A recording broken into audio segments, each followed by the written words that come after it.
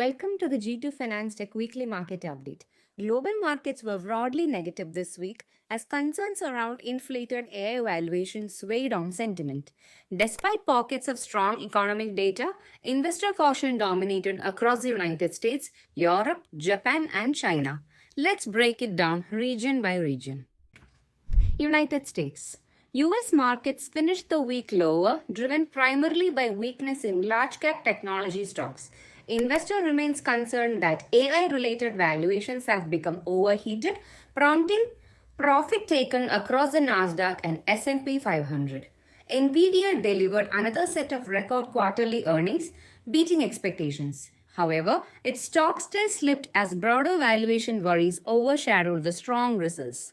On the macro side, the long-delayed September job reports finally came out, showing 119,000 jobs added, unemployment rising to 4.4%, the highest in 4 years. Rate expectations shifted again, with markets now assigning a 70% probability of a December rate cut, up sharply from the last week. Bond yields eased towards the end of the week, helping stabilize fixed income markets. Europe. European equities declined, with the Stoxx Europe 600 down 2.21%, largely mirroring the global tech-led sell-off. The economic picture was mixed but improving. Eurozone composite PMI 52.4, services PMI 53.1, manufacturing PMI 49.7. Consumer confidence held steady at 14.2, its best in 8 months.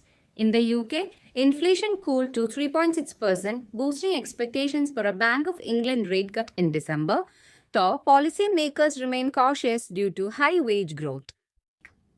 Japan. Japanese markets fell sharply this week. Nikkei 225 minus 3.48%, Topix minus 1.85%. The government announced a major 21.3 trillion stimulus package aimed at supporting households and revitalizing key industries including AI and shipbuilding. However, rising fiscal pressures dragged the yen to 156.7 per USD, while the 10-year JGB yield hit 1.78%, touching a 7-year high. Inflation remained above target and Q3 GDP contracted by 1.8%.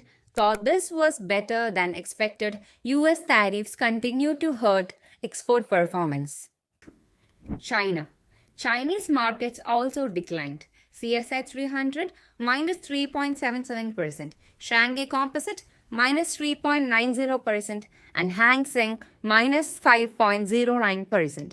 This marks the second consecutive weekly drop after recent highs. The property sector remains the biggest challenge. Beijing is considering new support measures including mortgage subsidies, tax rebates for buyers, lower transaction cost. New home prices saw their steepest decline in a year, signaling ongoing pressure.